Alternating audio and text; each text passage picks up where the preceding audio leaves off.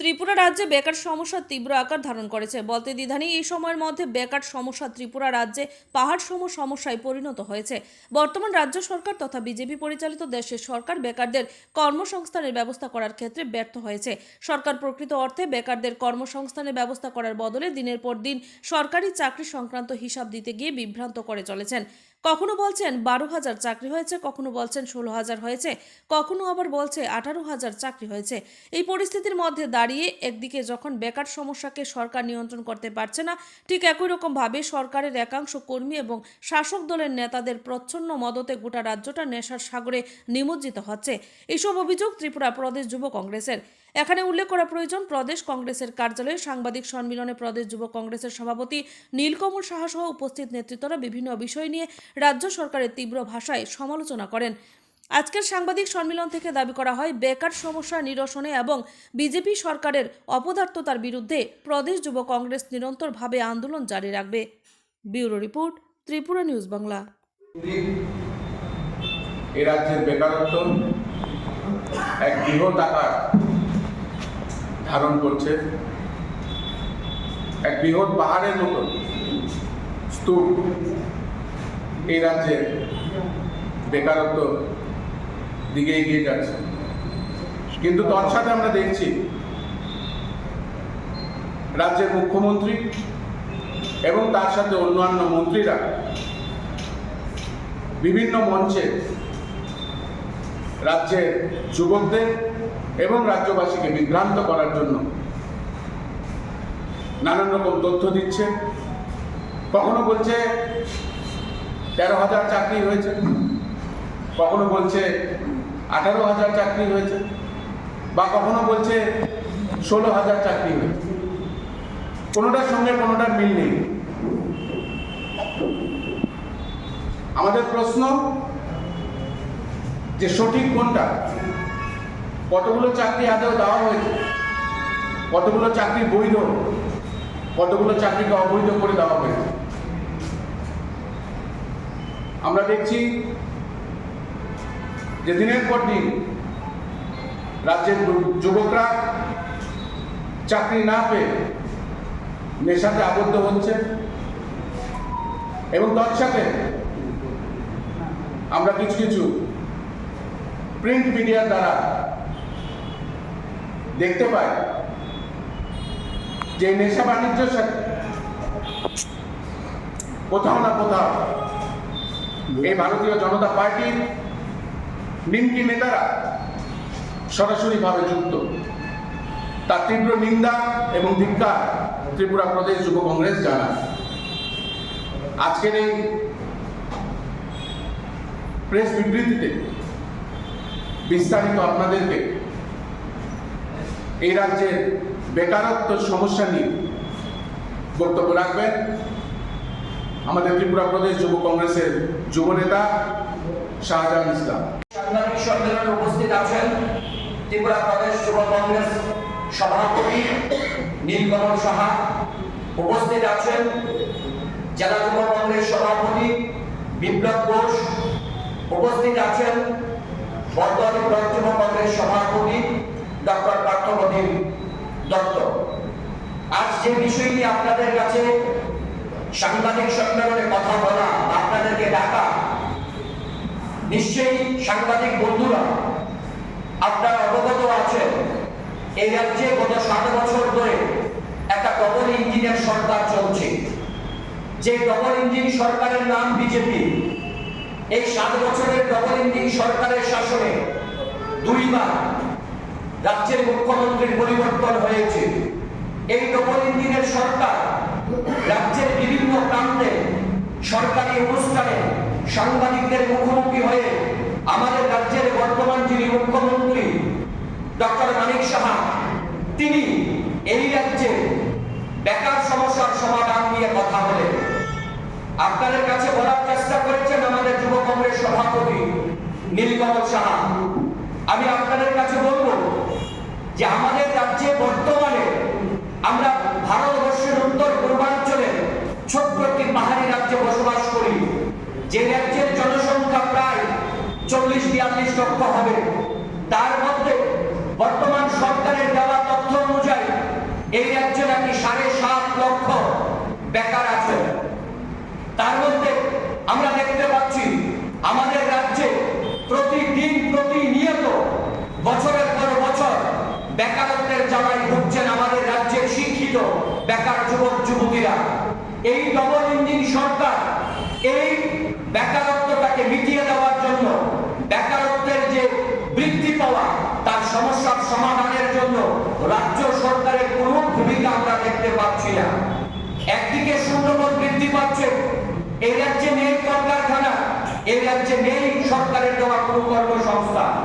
যদি বিস্তারিত আপনাদের কাছে একটু সময় আমরা তুলে ধরি, 2018 সালে রাজ্যে বিজেপি সরকার ক্ষমতায় আসার পর 2024 সালে 24 এবং 25 সালে এই বছরে আমরা যদি বাজেট অধিবেশনটা দেখি, এক নজরে বাজেটে বলা হয়েছে এই বর্তমান বিজেপি সরকারের দেওয়া বিধানসভা তথ্যতে বলছেন আমাদের রাজ্যে নাকি 31,000-এর অধিক আমাদের রাজ্যে শূন্যপদ আছে। 31,437টি শূন্যপদ আছে। তার মধ্যে যদি আমরা যতটা তথ্য আমরা সংরক্ষণ করতে পেরেছি, আমরা তথ্য নিতে পেরেছি, তার মধ্যে এই 31,437টা শূন্যপদ সরকার বলছেন তার মধ্যে যারা চাকরি অবস্থায় মারা গিয়েছেন, যারা মৃত হয়েছেন, তার মধ্যে ডাইনি হার্নেস আছে, সেই তথ্যটা আমাদের কাছে নেই। তাই আমরা আপনাদের কাছে সেই তথ্যটা দিতে পারবো না। 31,000 থেকে সেটা বেশি হবে। তার মধ্যে এখনো পর্যন্ত এই 7 বছরে এই ডবল ইঞ্জিন সরকারের শাসনে বহু সরকারি কর্মচারী সরকারের অবৈধ কাজে সাড়া না দিয়ে মানসিক চাপ তাদের উপর সৃষ্টি করা হতো, সেই প্রেসারে আমাদের রাজ্য থেকে প্রায় 2,000-এর অধিক আমাদের রাজ্যে যারা সরকারি কর্মচারী, যারা স্বেচ্ছায় চাকরি থেকে অবসর নিয়েছেন, যেটা বলা হয় বিআরএস, সেই তথ্যটা যদি আমরা তুলে ধরি অনেক অধিক হবে।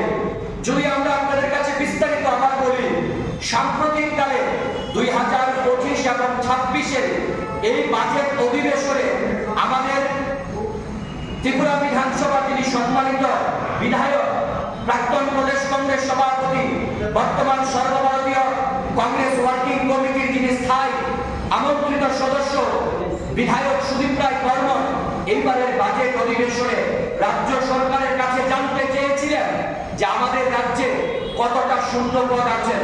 বর্তমান ত্রিপুরার অর্থমন্ত্রী তিনি বিধানসভায় দাঁড়িয়ে বলেছেন 31,000-এর অধিক আমাদের রাজ্যে নাকি শূন্যপদ আছে পেয়েছি। এই বর্তমান যিনি ডক্টর মানিক সাহা রাজ্যের মুখ্যমন্ত্রী, তিনি প্রায় 32 থেকে 33 খানা দপ্তর চালাচ্ছেন। তার মধ্যে 15 থেকে 16টা দপ্তরের তালিকা দিয়েছেন রাজ্য বিধানসভায় দাঁড়িয়ে রাজ্যের অর্থমন্ত্রী। সেখানে 16টা থেকে 15টা যে দপ্তরের তালিকা, সেখানে বলা হয়েছে যে 31,000-এর অধিক। আরো 15-16টা দপ্তরের কোন তালিকা তথ্য দিতে পারেননি বর্তমান অর্থমন্ত্রী। এখন আমাদের প্রশ্ন আপনাদের মাধ্যমে রাজ্যের মুখ্যমন্ত্রীর কাছে আমরা জানতে চাই, এর আগে যিনি মুখ্যমন্ত্রী ছিলেন তিনি ছিলেন একজন অর্ধশিক্ষিত মুখ্যমন্ত্রী, বর্তমান মুখ্যমন্ত্রী একজন ডাক্তার। আমরা ভেবেছিলাম একজন শিক্ষিত, উচ্চ শিক্ষিত ডাক্তার এই রাজ্যের একজন মুখ্যমন্ত্রীর দায়িত্ব পালন করছেন, তিনি হয়তো ভদ্র স্বচ্ছতার পরিচয় দেবেন। আমরা দেখেছি সাম্প্রতিককালে, আপনাদের কাছে তথ্যটা তুলে ধরি, 2024 সালের 18 ডিসেম্বর আস্তাবর ময়দানে একটা সরকারি অনুষ্ঠানে খেলো ত্রিপুরা প্যারা গেমস অনুষ্ঠানে রাজ্যের মুখ্যমন্ত্রী ডক্টর মানিক সাহা বলেছেন এই রাজ্যে নাকি 13,000-এর থেকে একটু বেশি সরকারি চাকরি প্রদান করা হয়েছে। বেশ ভালো কথা। ঠিক একই মুখ্যমন্ত্রী আবার 2025 সালের 28শে এপ্রিল তিনি বলছেন, যদি আমরা তথ্যটা তুলে ধরি, 1 এপ্রিল 2025 সাল আমাদের রাজ্যের মুখ্যমন্ত্রী বলছেন একটা সরকারি অনুষ্ঠানে কি 16,451 জনকে সরকারি চাকরি প্রদান করা হয়েছে। ঠিক 28শে এপ্রিল আবার আমাদের রাজ্যের মুখ্যমন্ত্রী বলছেন যে না, আমাদের রাজ্যে 16,942টি। 18 ডিসেম্বর আস্তাবল ময়দানে মুখ্যমন্ত্রী বলছেন 13,000-এর অধিক। 1 এপ্রিল মুখ্যমন্ত্রী বলছেন 16,451টি। 28 এপ্রিল মুখ্যমন্ত্রী বলছেন 16,942টি। সাম্প্রতিক এই মে মাসে 13 তারিখ আপনারা সবাই দেখেছেন আগরতলা রবীন্দ্র শতবার্ষিকী ভবনে রাজ্যের মুখ্যমন্ত্রী কিছু পুলিশ দপ্তরে পুলিশের চাকরির অফার দিয়েছে। সেখানে মুখ্যমন্ত্রী বলেছেন যে 16,942টি।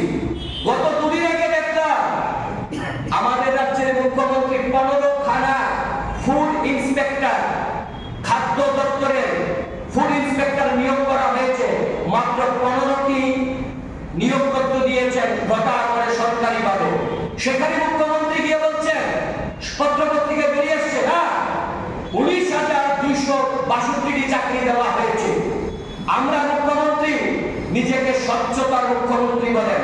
উনি এমন ভাবে কথা বলেন, অহংকারের সঙ্গে তিনি বলেন এই রাজ্যে নাকি স্বচ্ছতার মাধ্যমে সরকারি চাকরি দেওয়া হচ্ছে।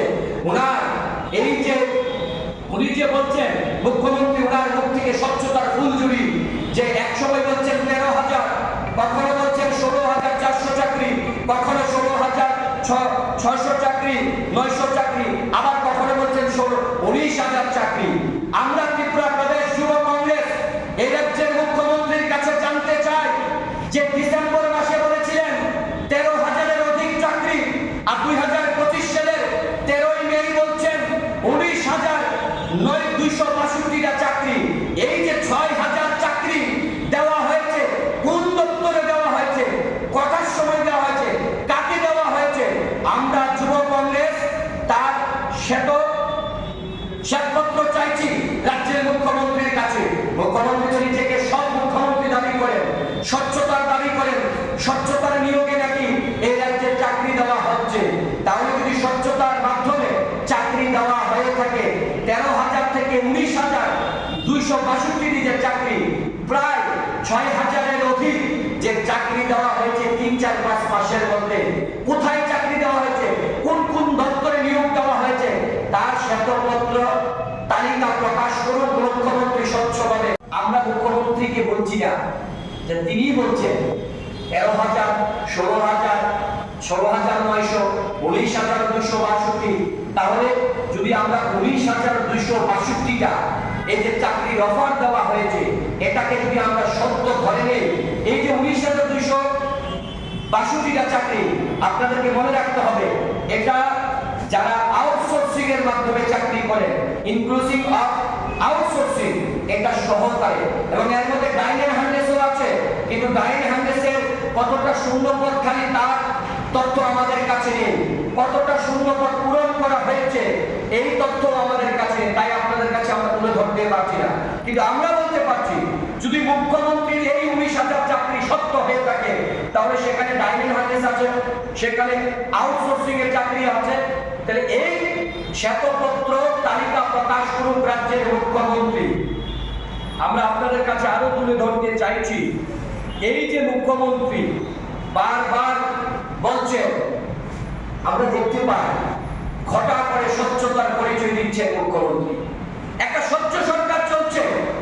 তাহলে আমরা বলি, এই যে বিভিন্ন দপ্তরে যে চাকরি দেওয়া হচ্ছে, সেই চাকরিগুলোতে অফার লেটারে কারা সই করে, তাদের সিগনেচার, যেই দপ্তরে চাকরি দেওয়া হয় ওই দপ্তরের যিনি ডাইরেক্টর, সেখানে অফার লেটারে সিগনেচার করেন।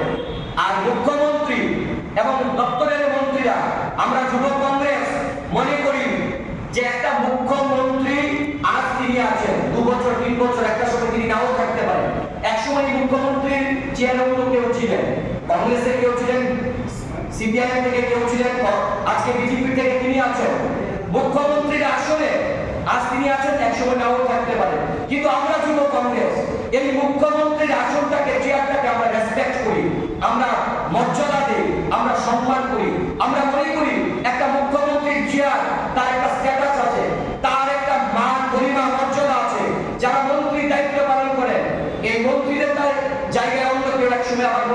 আসবেন, কিন্তু তার একটা স্ট্যাটাস আছে যেখানে চাকরির নামে, স্বচ্ছতার নামে আজকে আমরা দেখি মুখ্যমন্ত্রী পিওনের দায়িত্ব পালন করছে। মুখ্যমন্ত্রী আর মন্ত্রীরা পিওনের ভূমিকা। যখন দপ্তর থেকে চাকরি দেওয়া হয়, সেই অফার লেটার যারা ক্যান্ডিডেট, যারা চাকরি পান, সেটা ডাক বিভাগের মাধ্যমে, ডাকের মাধ্যমে তার বাড়িতে যাবে, আর নয় ওই দপ্তরের পিওন বুকের মাধ্যমে ক্যান্ডিডেটের বাড়িতে অফার লেটার যাবে। কিন্তু মুখ্যমন্ত্রী তার আত্মমর্যাদা ভুলে গেছেন, মুখ্যমন্ত্রী তার চেয়ারের আত্মমর্যাদা ভুলে গেছেন, তার স্ট্যাটাস ভুলে গেছেন, তার মান গরিমা ভুলে গেছেন, সঙ্গে সঙ্গে মন্ত্রীরা ভুলে গেছেন।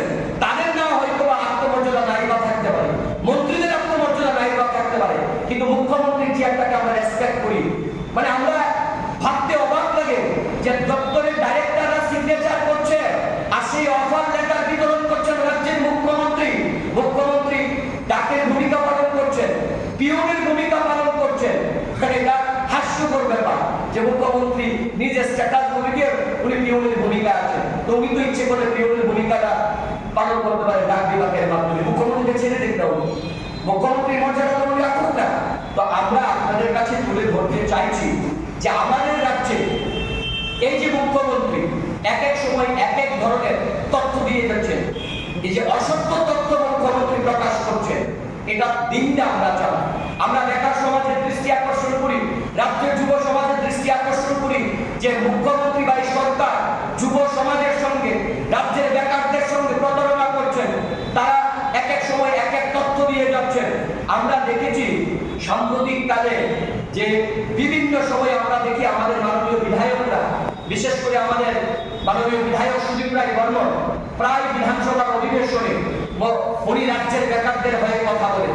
তিনি বারবার বলেন যে রাজ্যের বেকারদের কাছ থেকে যখন ইন্টারভিউ নেওয়া হয়, তখন দেখা যায় 2 বছর, 3 বছর, 4 বছর, 2.5 বছর, 3.5 বছর হয়ে যায়, সেখানে ইন্টারভিউ নেওয়ার পর নিয়োগপত্র দেওয়া হয় না। তাদেরকে চাকরির অফার দেওয়া হয়, চাকরির অফার লেটার দেওয়া হয় না। এই যে 2 বছর, 2.5 বছর, 3 বছর, 4 বছর চলে যাচ্ছে তাদের জীবন থেকে, তাকে ফিরিয়ে দিতে পারেন নিজে। আমরা বারবার বলছিলাম যে নার্সিং নিয়ে, অ্যাকচুয়ালি কথাটা হচ্ছে ওই যে একটা বাংলায় প্রবাদ আছে না, যে ভাত দেওয়ার মুরুদ নেই, কিল মারা গোসাই আর কি। এই যে বেকারদের সঙ্গে যে প্রতারণা করছেন, এই যে বেকারদের সঙ্গে প্রতারণা বিভিন্ন দপ্তরের নামে। আপনাদের আরেকটা প্রশ্ন আমরা ভুলে গিয়েছি, সেটা তুলে ধরছি 1 মিনিটের মধ্যে।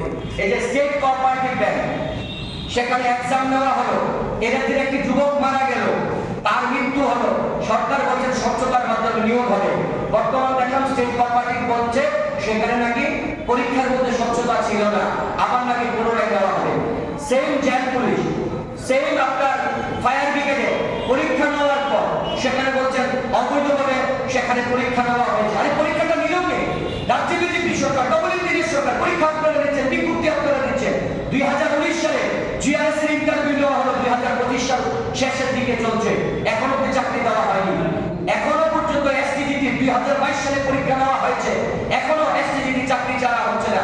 বলছেন অবৈধভাবে নাকি পরীক্ষা নেওয়া হচ্ছে, কোর্টে মামলা চলছে। আরে সরকার আপনাদের মামলার মীমাংসা আপনারা করুন। কেন বেকারদেরকে সেখানে হেনস্থার শিকার হতে হবে? কেন বেকারদের জীবন থেকে 2 বছর, 3 বছর, 4 বছর করে তার জীবন থেকে, তার চাকরির জীবন থেকে চলে যাবে? তার দায়ভার কি রাজ্য বিজেপি সরকার নেবেন, মুখ্যমন্ত্রী নেবেন কিনা? এই প্রশ্নগুলো আমরা যুব কংগ্রেসের পক্ষ থেকে আজকের এই সাংবাদিক সম্মেলনের মাধ্যমে রাখছি। ধন্যবাদ সমস্ত সাংবাদিক বন্ধুদেরকে। তা ফিরিয়ে দিতে পারবেন রাজ্যের বিজেপি দল? পারবেন না। আমরা দেখতে পাই সেখানে 3 থেকে 4 বছর চলে যাচ্ছে, এর বাইরে বিভিন্ন সময় ইন্টারভিউর নামে এই সরকারটা কত বড় একটা দেউলিয়া সরকার, এই সরকারটা কত বড় একটা প্রতারণার সরকার। বিভিন্ন সময় বিভিন্ন দপ্তরের ইন্টারভিউর নামে তারা বেকারদের কাছ থেকে টাকা তুলে নিয়ে যাচ্ছে। আমরা সব বিভিন্ন সময় দেখি স্টেট কোঅপারেটিভ ব্যাংক, জিআরবিটির কথা বলুন, জিআরএস এর কথা বলুন, এসটিজিটির কথা বলুন, বিভিন্ন সময় টেটের কথা বলুন, বিভিন্ন দপ্তরে টিপিএসসির কথা বলুন, যে যে দপ্তরের ইন্টারভিউর নাম নেওয়া হয়, নাম করে ইন্টারভিউ ডাকা হয়, সেখানে যুবকদের কাছ থেকে, এই নিরীহ গরিব অসহায় যুবকদের কাছ থেকে, যাদের কাছে টাকা নেই, যারা অর্থ উপার্জন করেন না, তাদের কাছ থেকে তারা টাকা উপার্জন করেন। সাম্প্রতিক একটা ঘটনা আপনাদেরকে বলি।